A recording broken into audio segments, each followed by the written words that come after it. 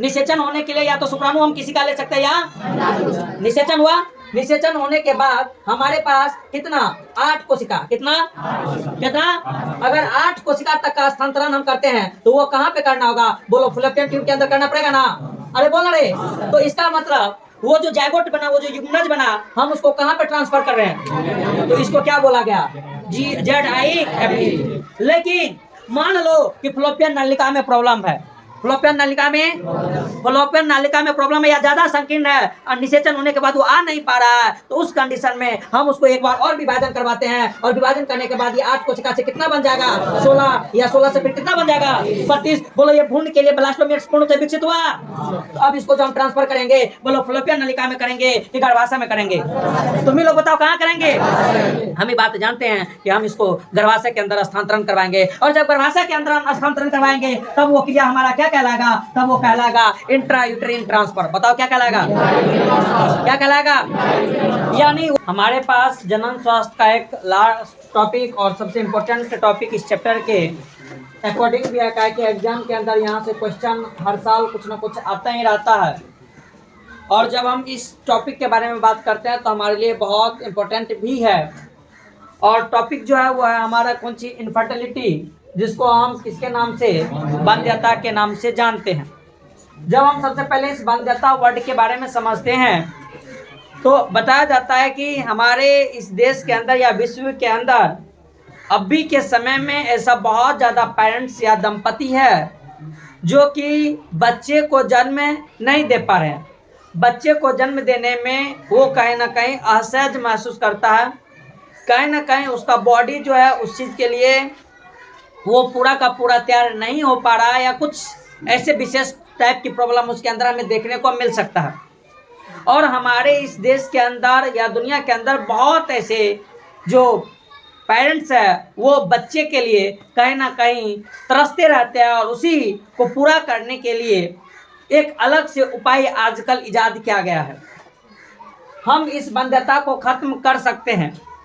अब जैसे कि मेन रीजन अगर बात करें तो हो सकता है कोई नारी के अंदर का अगर बात करें तो स्पर्म तो बन रहा, अगर वो स्पर्म जो है उसके अंदर गति नहीं है, या उस स्पर्म के अंदर जो मोटिलिटी होना चाहिए वो नहीं है, या अगर हम बात करें तो मादा के गर्भाशय के, या बात करें गर्भाशय के जगह पे कोई प्रॉब्लम हो सकता है, फ्लोपियन नलिका में प्रॉब्लम हो सकता है, अंडाणु को आने में प्रॉब्लम हो सकता है, या अंडाणु नहीं बन पाना सही से ये प्रॉब्लम हो सकता है। ऐसा बहुत सारा प्रॉब्लम जो है उसके अंदर देखने को मिलता है, और इस प्रॉब्लम की वजह से बताया जाता है कि वो बच्चे को जन्म देने में क्या होते हैं, असमर्थ होते हैं, और वो बच्चे को जन्म नहीं दे पाते हैं।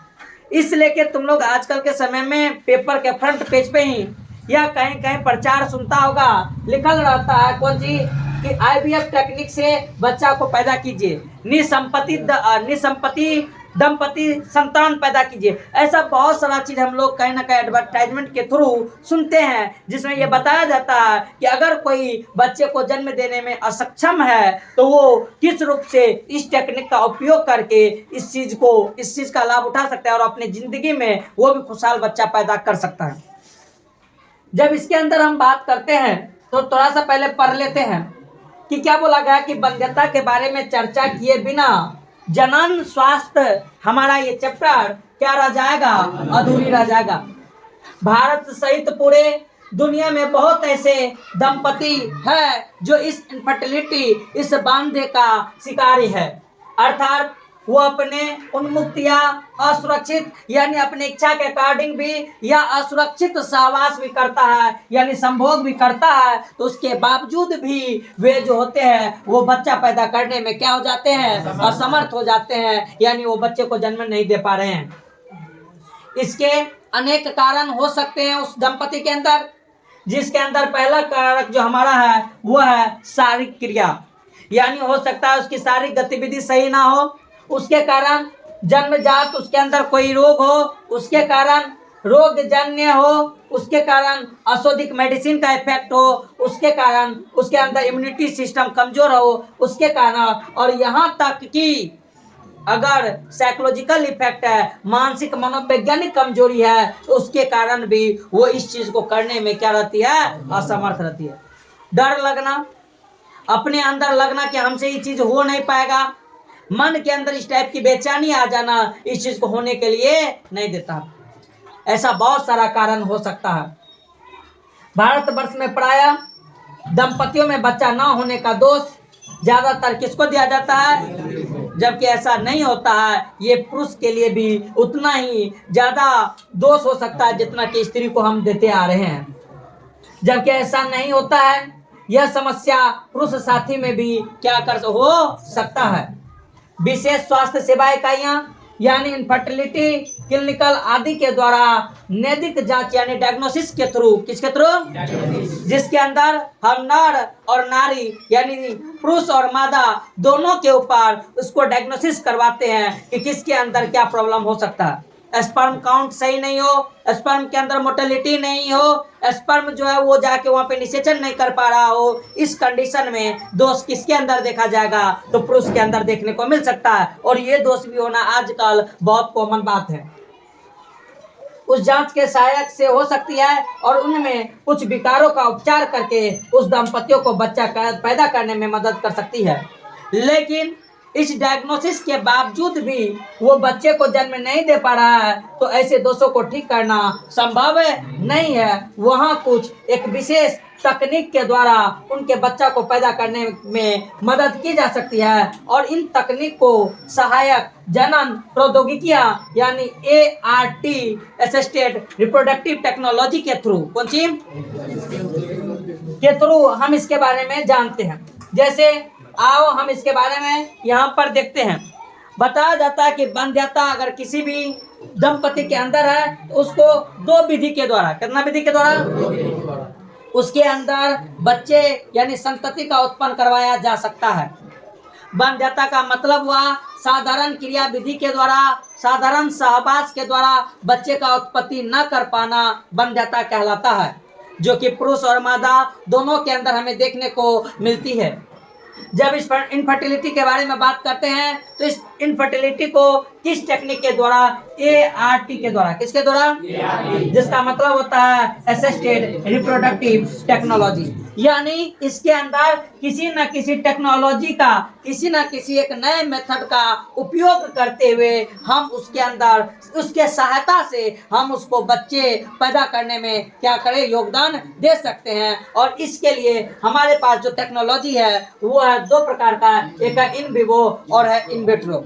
लेकिन उससे पहले एक टेक्नोलॉजी और हमारे पास होता है जिस टेक्नोलॉजी को हम टेस्ट ट्यूब बेबी के नाम से जानते हैं। और यही प्रचार प्रसार में ज़्यादातर हमें देखने को मिलता है। ज़्यादातर हमें क्या देखने को मिलता है, टेस्ट ट्यूब बेबी। क्या देखने को मिलता है, टेस्ट ट्यूब बेबी।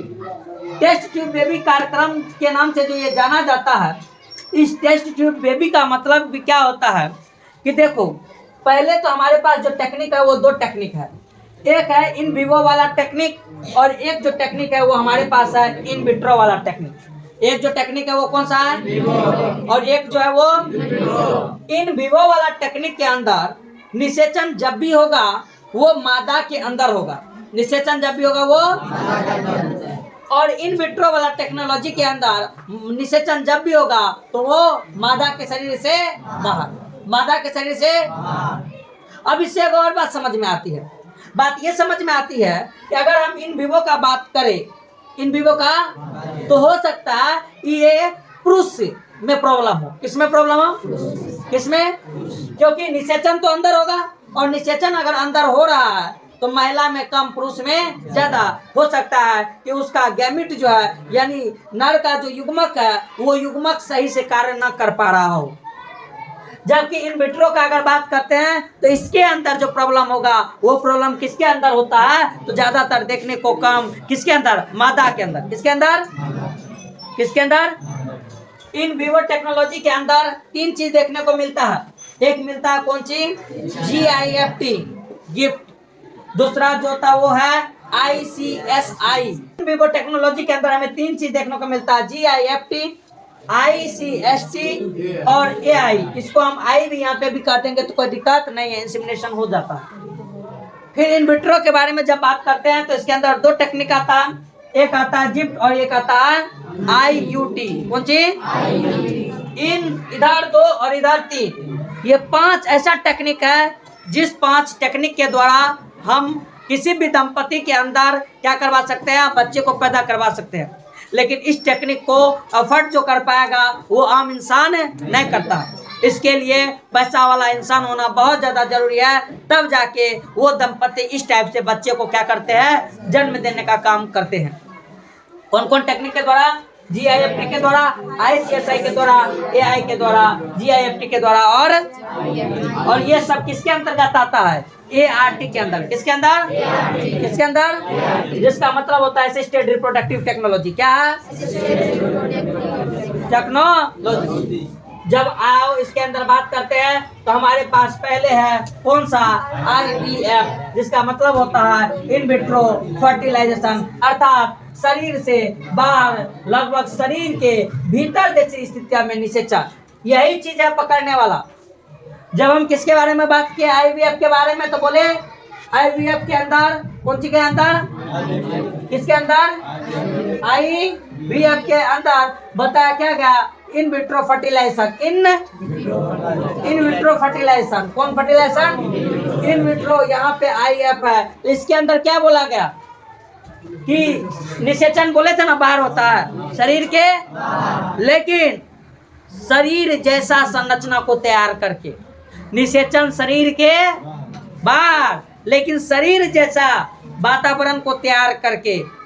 यानी कहने का मतलब ये कि हम ये बात जानते हैं कि इस विधि के अंदर शुक्राणु को और अंडाणु को दोनों को शरीर से बाहर, नर के और मादा के शरीर से बाहर निकाल के उन दोनों के बीच में निषेचन करवाया जाता है। लेकिन उस जो निषेचन करवाया जाता है, वो जो मीडियम रहता है, वो जो माध्यम रहता है, वो माध्यम जैसा कि शरीर के अंदर माध्यम होता है निषेचन का, सेम उसी प्रकार का वो माध्यम बनाया जाता है मेडिकली। बोला गया इसलिए कि शरीर के बाहर तो निषेचन होता है, लेकिन कैसा, शरीर के भीतर जैसे स्थिति को बना के। और फिर भ्रूण का स्थानांतरण, यानी निषेचन होने के बाद हम जानते हैं कि कोशिका का जो विभाजन होता है, ब्लास्टोसिस्ट बनता है। तो उस ब्लास्टोसिस्ट या ब्लास्टोमियर्स जो बन गया था, उस ब्लास्टोमियर्स को लेके कहाँ पर, तो गर्भाशय के अंदर स्थानांतरण करना, भ्रूण का स्थानांतरण करना, जिसको क्या बोलते हैं, कौन सी,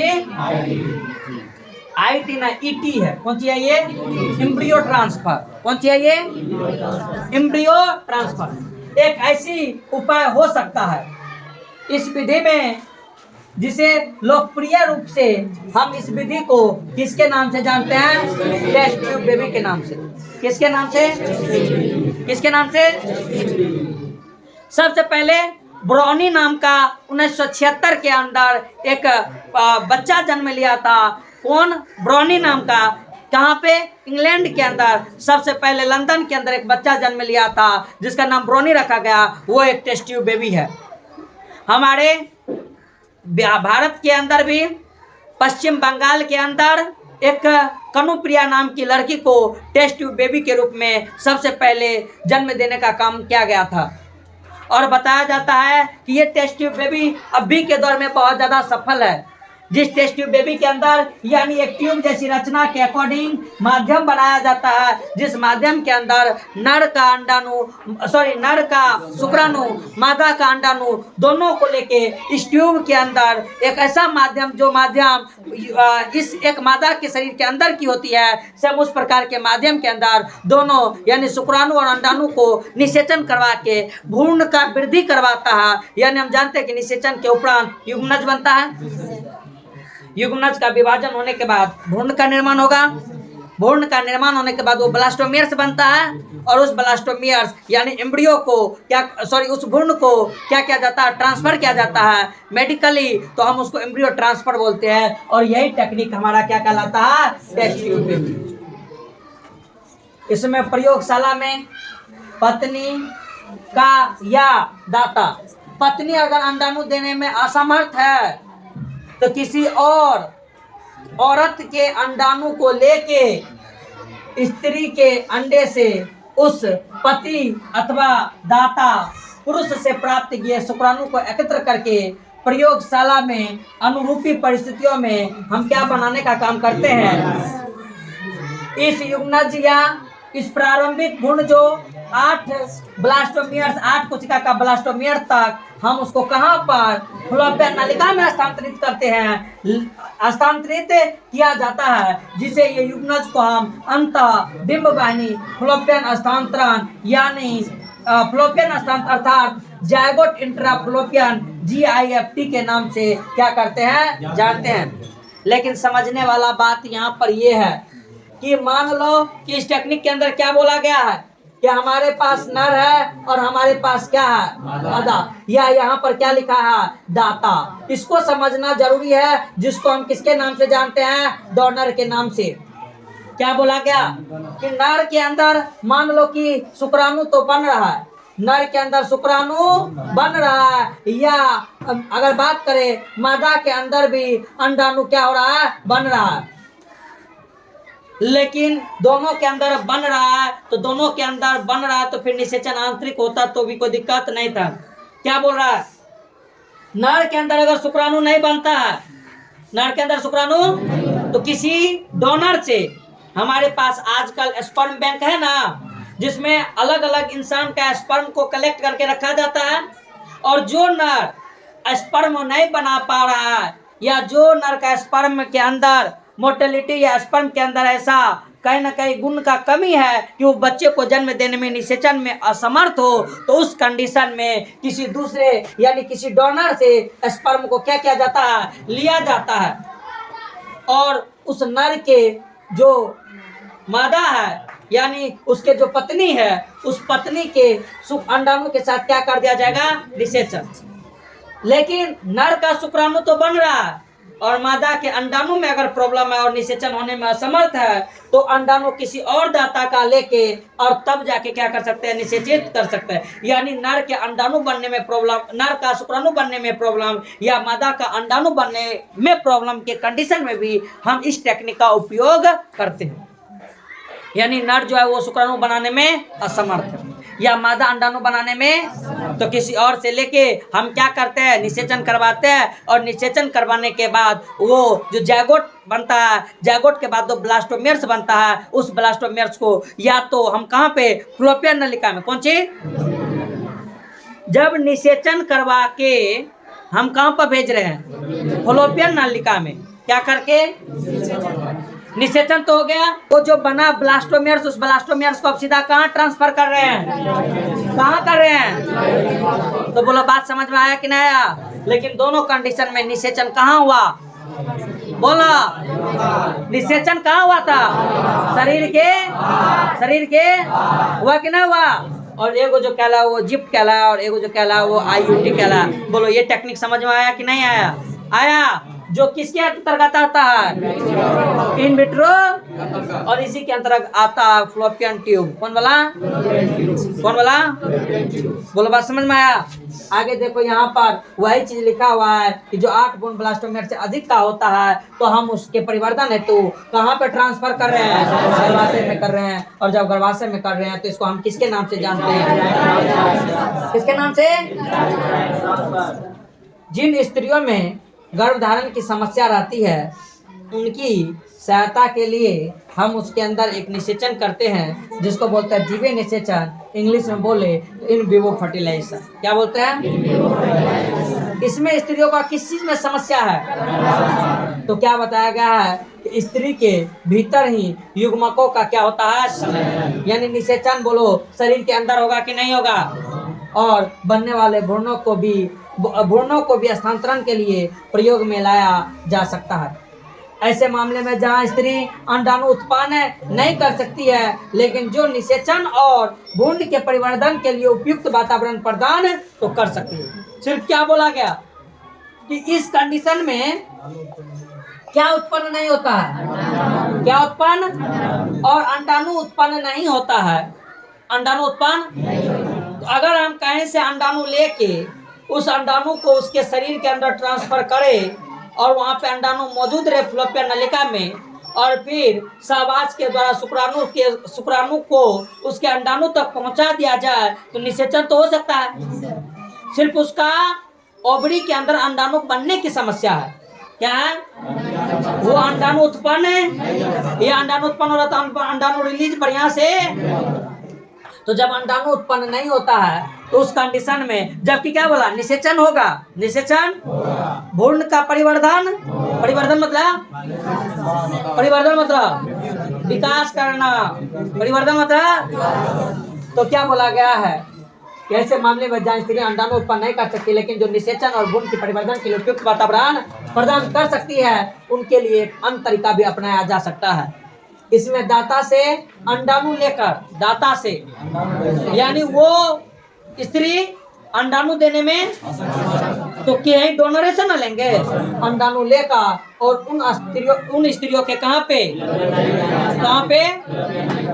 क्या और फ्लोपियन करने का काम करते हैं, तो GIFT कर दिया जाता है। GIFT ना, जी हाँ, जी है, कौन सी है, उसमें जड़ था ना, इसमें क्या है, यानी युग्मक का स्थानांतरण हो रहा है ना, युग्मक का स्थानांतरण कहाँ पे, फ्लोपियन नलिका में, तो GIFT कर दिया जाता है। और प्रयोगशाला में भ्रूण बनने के लिए अंतः कोशिकीय शुक्राणु निक्षेपण ICSI यानी इंट्रा साइटोप्लाज्मिक स्पर्म इंजेक्शन के नाम से हम जानते हैं, और द्वारा विशेष प्रक्रिया है जिसमें शुक्राणु को सीधे किसके अंदर भेजा जाता है, अंडाणु एगो सेल, उस सेल के अंदर डायरेक्ट शुक्राणु को क्या क्या इंजेक्ट किया गया, बोला क्या भेजेंगे नहीं, शुक्राणु तुम है ना, तुम डायरेक्ट वहां पे जाओ और निषेचन के केंद्र से जाके मिलो, और मिलने के बाद जब उस क्रिया को करते हैं तो उसको ICSI के नाम से हम जानते है, और बन जाता है कि ऐसे मामले में जिनमें पुरुष साथ ही स्त्री को भी निषेचन करने के योग्य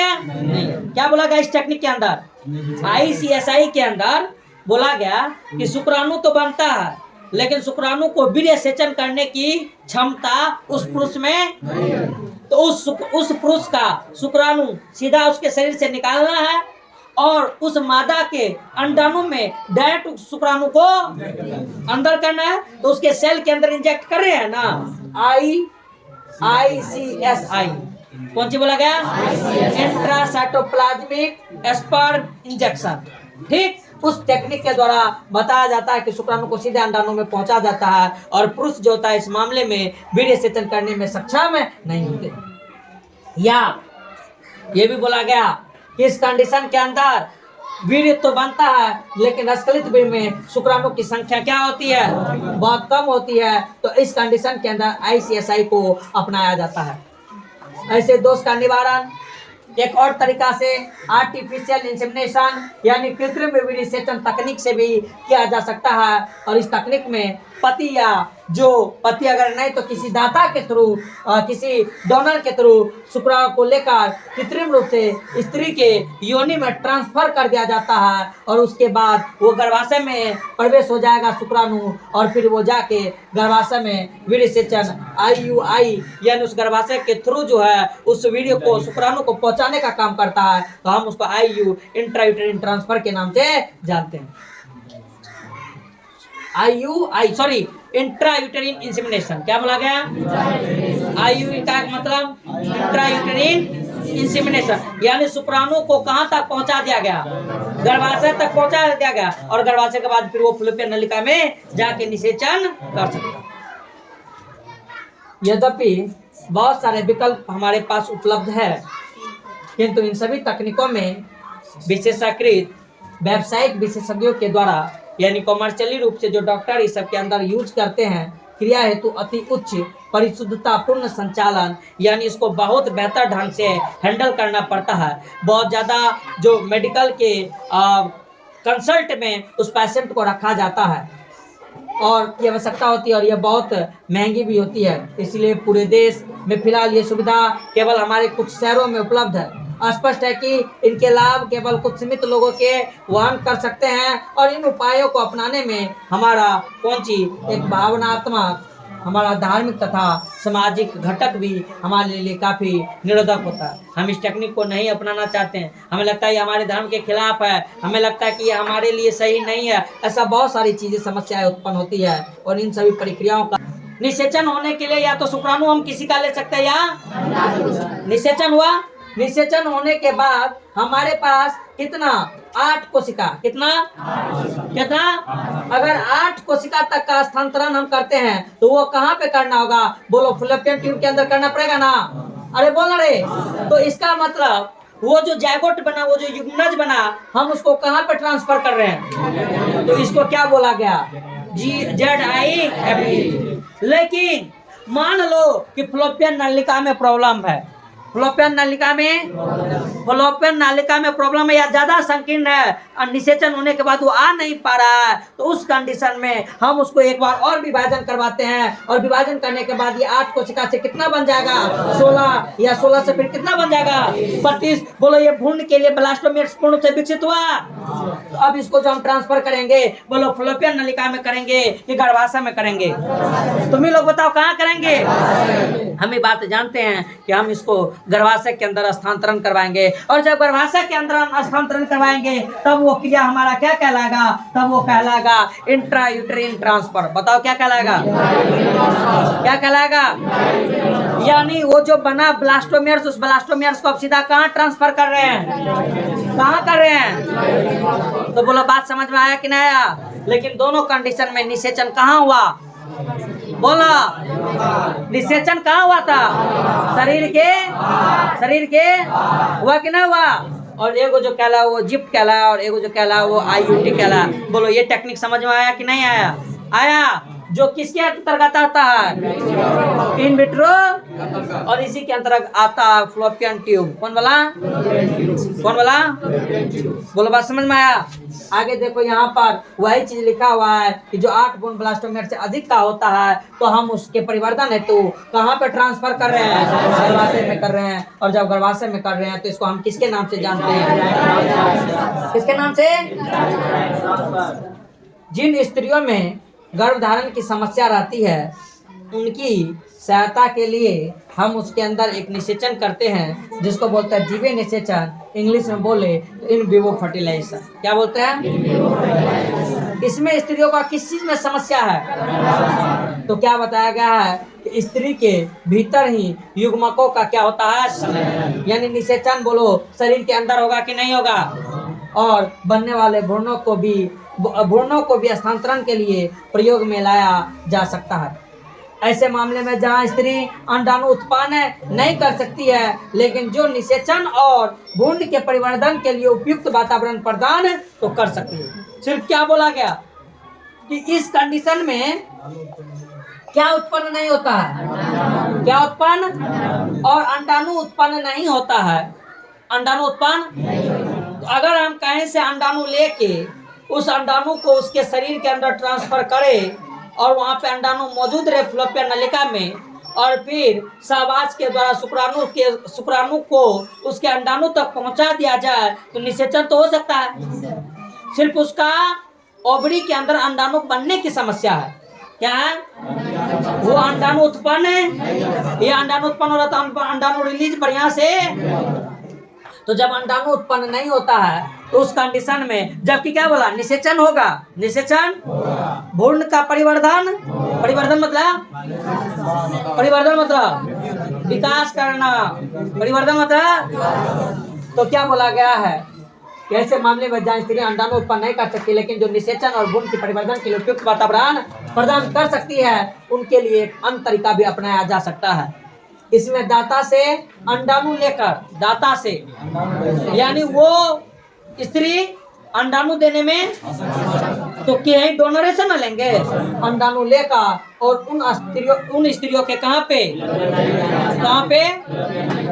क्या और फ्लोपियन करने का काम करते हैं तो GIFT कर दिया जाता है। GIFT ना, जी हाँ, जी है, कौन सी है? उसमें जड़ था ना, इसमें क्या है? यानी युग्मक का स्थानांतरण हो रहा है ना। युग्मक का स्थानांतरण कहाँ पे? फ्लोपियन नलिका में, तो GIFT कर दिया जाता है। और प्रयोगशाला में भ्रूण बनने के लिए अंतः कोशिकीय शुक्राणु निक्षेपण ICSI यानी इंट्रासाइटोप्लाज्मिक स्पर्म इंजेक्शन के नाम से हम जानते हैं, और द्वारा विशेष प्रक्रिया है जिसमें शुक्राणु को सीधे किसके अंदर भेजा जाता है?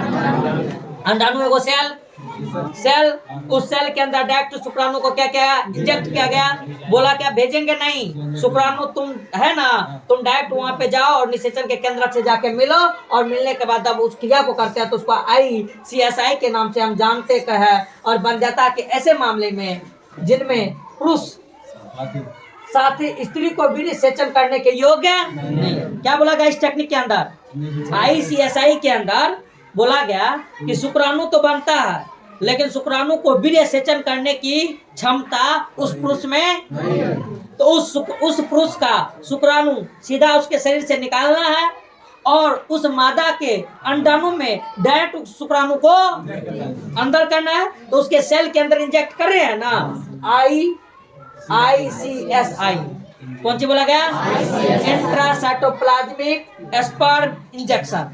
ठीक, उस टेक्निक के द्वारा बताया जाता है कि शुक्राणु को सीधे अंडाणु में पहुंचा जाता है, और पुरुष जो होता है इस मामले में वीर्य सेचन करने में सक्षम नहीं होते। या ये भी बोला गया कि इस कंडीशन के अंदर वीर्य तो बनता है, लेकिन अस्खलित वीर्य में शुक्राणु की संख्या क्या होती है, बहुत कम होती है। तो इस कंडीशन के अंदर ICSI को अपनाया जाता है। ऐसे दोष का निवारण एक और तरीका से आर्टिफिशियल इंसेमिनेशन यानी कृत्रिम वीर्य सेचन तकनीक से भी किया जा सकता है, और इस तकनीक में पति या जो पति अगर नहीं तो किसी दाता के थ्रू, किसी डोनर के थ्रू शुक्राणु को लेकर कृत्रिम रूप से स्त्री के योनि में ट्रांसफर कर दिया जाता है, और उसके बाद वो गर्भाशय में प्रवेश हो जाएगा शुक्राणु, और फिर वो जाके गर्भाशय में वीर्य सेचन IUI यानी उस गर्भाशय के थ्रू जो है उस वीर्य को शुक्राणु को पहुंचाने का काम करता है। तो हम उसको IU इंट्रायूटेरिन ट्रांसफर के नाम से जानते हैं। Intrauterine insemination. क्या बोला गया, IU का मतलब इंट्रायूटेरिन इंसेमिनेशन, यानी शुक्राणु को कहां तक पहुंचा दिया गया, गर्भाशय तक पहुंचा दिया गया, और गर्भाशय के बाद फिर वो फलोपियन नलिका में जाके निषेचन कर सकता। यद्यपि बहुत सारे विकल्प हमारे पास उपलब्ध है, किंतु इन सभी तकनीकों में विशेषाकृत व्यावसायिक विशेषज्ञों के द्वारा यानी कमर्शियली रूप से जो डॉक्टर इस सब के अंदर यूज करते हैं, क्रिया हेतु अति उच्च परिशुद्धतापूर्ण संचालन यानी इसको बहुत बेहतर ढंग से हैंडल करना पड़ता है। बहुत ज़्यादा जो मेडिकल के कंसल्ट में उस पेशेंट को रखा जाता है, और ये आवश्यकता होती है, और ये बहुत महंगी भी होती है। इसलिए पूरे देश में फिलहाल ये सुविधा केवल हमारे कुछ शहरों में उपलब्ध है। स्पष्ट है कि इनके लाभ केवल कुछ सीमित लोगों के वहन कर सकते हैं, और इन उपायों को अपनाने में हमारा एक भावनात्मक, हमारा धार्मिक तथा सामाजिक घटक भी हमारे लिए काफ़ी निरोधक होता है। हम इस टेक्निक को नहीं अपनाना चाहते हैं, हमें लगता है ये हमारे धर्म के खिलाफ है, हमें लगता है कि ये हमारे लिए सही नहीं है। ऐसा बहुत सारी चीज़ें समस्याएं उत्पन्न होती है, और इन सभी प्रक्रियाओं का